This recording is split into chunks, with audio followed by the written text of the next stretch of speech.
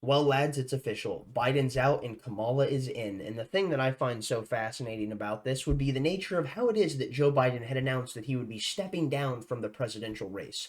I realistically never thought he was going to make it to 2024. I was surprised to still see him in office in 2022, but when we understand that he realistically was not the man actually doing any of these things behind the scenes, it makes sense to understand that he was nothing more than a performative puppet on the world stage, much like you see as many of the presidents that you vote for. Anyways, what we find so intriguing about all of this is the nature of how it is this news was delivered to the world. And how was that? Well, it wasn't a video speaking to the United States itself. It wasn't some form of an address that had been delivered on live television. It wasn't even some form of a short clip that was spliced and edited together by Biden's staffers. No, it was a stationery posted to Joe Biden's personal Twitter with his own personal header. I find this absolutely intriguing. For one reason, all of his staffers had not found out the fact of what was going on with the abandonment of the 2024 presidential pursuit, and this is how they found out that they were being fired. Isn't that just amazing? Not only that, it's a major death blow to all of the people that love to say, well, Twitter isn't the future of the political landscape, and anyone that says that is nothing more than an absurd fool. Is that so? With the President of the United States posting a letter from his own personal Twitter account announcing that he would not be re-seeking the election for 2024. And you're telling me Twitter has no relevance in that of the media landscape. Absolutely hilarious, just like that of the Democrats now putting forward Kamala Harris of all people. And I must admit, truly stunning to see, because I cannot wait to see this woman embattled in conversation with the media class, with those who will be heckling her so consistently. I genuinely don't think she'll make it past the open primary that she will be having, as they're going to apparently be having an open convention at the Democratic National Convention. That's a big thing to pay attention to. And why is that? Because who it is that the donors are backing and specific powerhouses within that of the Democratic base are backing are very different. What we see is the Clintons jumping behind Kamala Harris to bolster their support for her. And not only that, what do we see? We see Barack Obama coming forward and doing the exact opposite, in fact, keeping his mouth sealed and not announcing who it is that he supports. Of course, as we know, there was a recent article that went out that was written by George Clooney, someone who had just hosted a major fundraising event for Joe Biden. George Clooney, being good friends with Barack Obama, had then written this article that had gone out talking about how Joe Biden simply needs to step down. And what this was essentially a wink and a nod, saying that this was realistically Barack Obama insinuating this because of how close these two are, and that is exactly why we saw this corollary be pushed forward. And now that we see Barack Obama not coming forward to endorse Kamala Harris or defend Joe Biden, it really paints the picture of understanding for us all. So now let's go ahead and jump into that stationery that Joe Biden had put out in the most unprofessional way that you could possibly imagine someone to announce that they will not be re-seeking election for the next presidential cycle. My fellow Americans, over the past 3.5 years, we have made great progress as a nation. Today, America has the strongest economy in the world. We've made historic investments in rebuilding our nation and lowering prescription drug costs for seniors and expanding affordable health care to a record number of Americans. We provided critically needed care to 1 million veterans exposed to toxic substances, passed the first gun safety law in 30 years, appointed the first African American woman to the Supreme Court, and passed the most significant climate legislation in the history of the world. America has never been better positioned to lead than we are today. I know none of this could have been done without you, the American people. Together we overcame a once-in-a-century pandemic and the worst economic crisis since the Great Depression. We've protected and preserved our democracy, and we've revitalized and strengthened our alliances around the world. It has been the greatest honor of my life to serve as your president, and while it has been my intention to seek re-election, I believe it is in the best interest of my party and the country for me to stand down and to focus solely on fulfilling my duties as president for the remainder of my term. I will speak to the nation later this week in more details about my decision.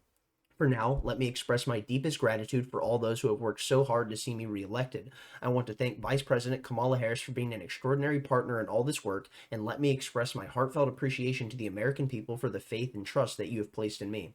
I believe today what I always have, that there is nothing America can't do, when we do it together, that is. We just have to remember we are the United States of America.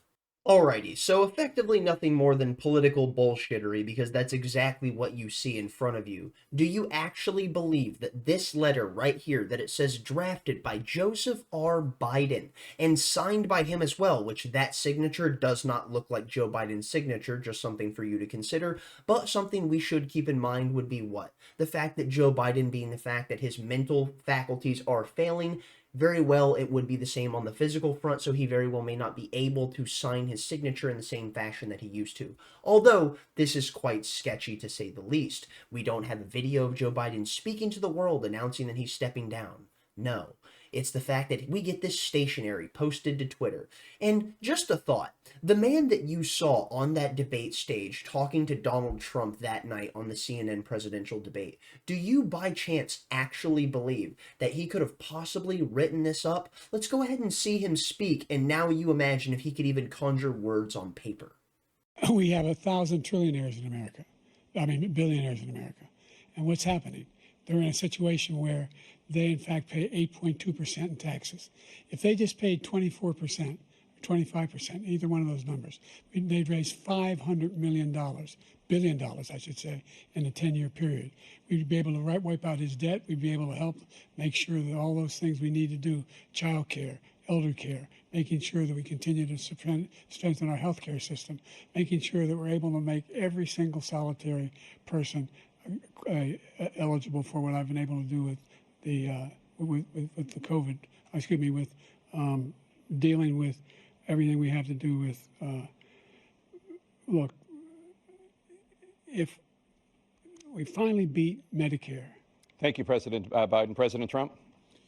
Well, he's right. He did beat Medicare. He beat it to death, and he's destroying Medicare. You see a clip like that, and then you read a tweet like this, and it all just makes so much sense. My fellow Democrats, I have decided not to accept the nomination to focus all my energies on my duties as president for the remainder of my term. My first decision as the party nominee in 2020 was to pick Kamala Harris as my vice president, and it's been the best decision I've made. Today, I want to offer my full support and endorsement for Kamala to be the nominee of our party this year. Democrats, it's time to come together and beat Trump. Let's do this.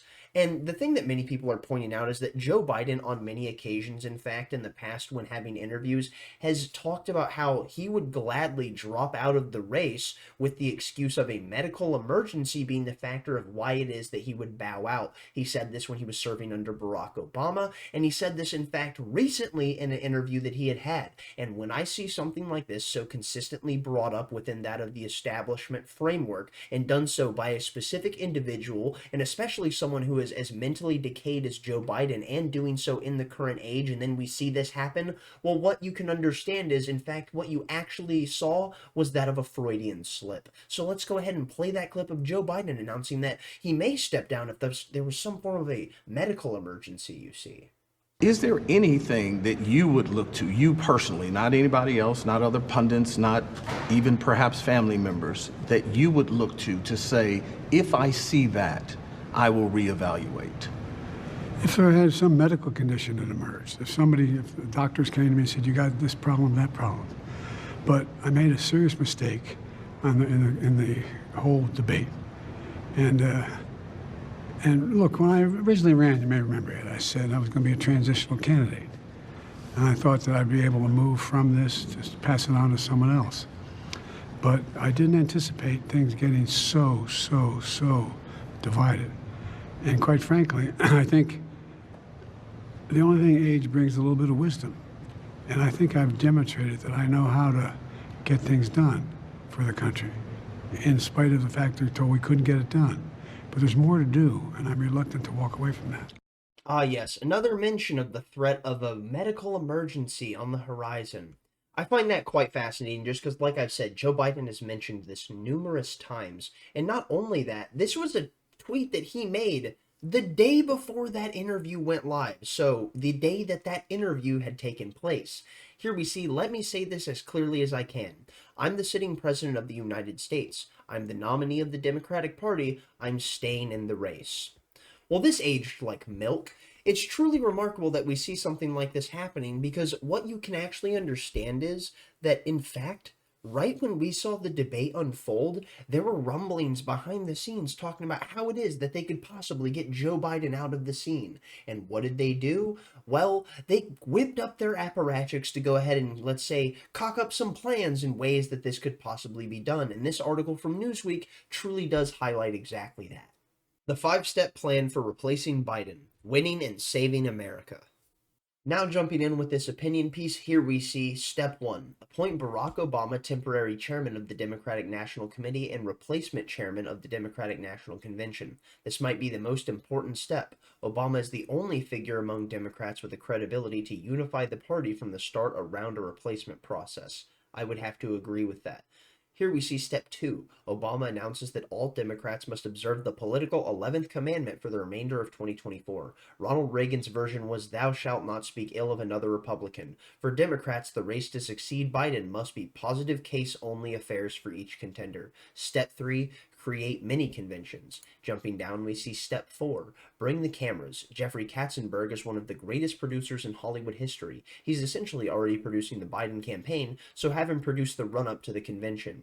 So what we're seeing here is they're telling you that one of the greatest propaganda producers that we have under our arm is going to be the person that we're going to enlist to create the narrative that we use to sell to the public surrounding this topic. It's honestly stunning that we see this only for one crucial factor. This is the party that always screams about democracy, how we must save democracy, which is not an endeavor that is worth doing.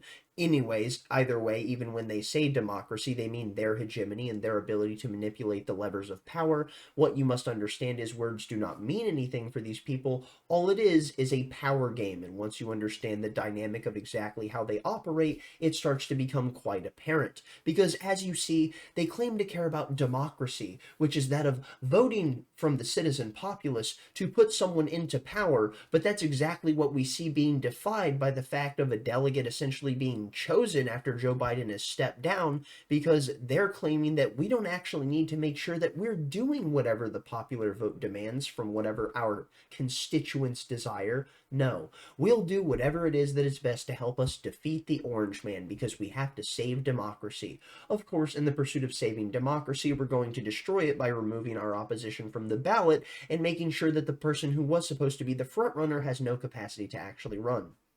Here we see step 5. Use all the dollars. Biden would convert his campaign committee to a political action committee and run independent expenditure ads. It's not a problem, as some have suggested, that this entity could not coordinate with the campaign of a new nominee. If there is any doubt about the message when the opponent is a convicted felon whom fomented insurrection. There you have it. That's the narrative. It's going to be Donald Trump is nothing more than a convicted felon, and now that they're pushing Kamala Harris, those who are doing so will be claiming, well, she's a prosecutor, and look at her record and how she's gone after felons, and if she convicted them, then she'll convict Donald Trump. That's going to be what they run with. You just wait on it. We interrupt this program to bring you a special report. What did I tell you? Look at that. From the Daily Mail, prosecutor versus convicted felon, how Democrats believe Harris's background changes the election. And now back to your regularly scheduled program. It's almost sad how obvious the propaganda is at this point. I took a detour from recording this video for roughly 15 seconds to go ahead and find that article. And what did I type into Google? I typed in convicted felon versus prosecutor. I didn't apply any context. I didn't talk about Donald Trump or Kamala Harris. I didn't talk about Republicans or Democrats. I didn't talk about political lawfare and the factor of what it means to have the 2024 election in the framework of the conversation. No, all I typed was convicted felon versus prosecutor. And as we see, a story as old as time when it comes to the law in the United States, you would think there would have been many stories that would have popped up. But no, of course, as we see what's already getting gasoline when it comes to the algorithmic fire that is being bolstered within the search engines, it's very obvious what talking points are now being thrown into the landscape. Alrighty, to go ahead and finish this off, here we see the new nominee would be immediately flush with his or her own campaign funds from the entire Democratic donor base, being which of $100 million within that war chest, which is quite interesting when you consider all of the donors that had announced that after the debate they were stepping back and not endorsing Joe Biden. They weren't going to be funding his campaign any further. They weren't going to be paying for any more of his ads, which, as we see, this $100 million that he already has would most certainly be depleted come time of the election itself. himself, so you would see that he would need more money, but with him stepping down, as we see has been advocated by so many, even that of Barack Obama himself, it has now led to the factors of what we're dealing with, which is Kamala Harris possibly being the person to inherit this $100 million war chest. And if she's not the one who actually is the person to, let's say, take the front running of the Democratic base, well, it will be the person who was ever put up within that convention that, as we saw, is being claimed to be helmed by Barack Obama. Well, Barack Obama being one of the most influential people within the Democratic Party, we can understand that his word carries a lot of weight. And after the debate, when he started talking about how much Joe Biden, well, effectively needed to be abandoned in the political front because he was going to be nothing more than a failed pursuit in an attempt to defeat Donald Trump, we can see that immediately as he started to say things such as this, the tune started to turn within that of the media class and the apparatchiks who espouse the mindset of the Democratic Party. Here we see Obama tells allies Biden's path to winning re-election is greatly diminished. This is July 18th, 2024. No one should be surprised by this. Barack Obama is a very wise political figure, meaning he knows exactly what he needs to do to come out on top, and that means abandoning Joe Biden. Exactly. You can never trust these people. They are people who truly have no souls, and that is because politics has hollowed them out and stole it from them. What you need to understand about politics is it doesn't matter how good of an individual that you go into it as, many of the times you will come out a demon solely for the fact that politics, well, it's the devil's game.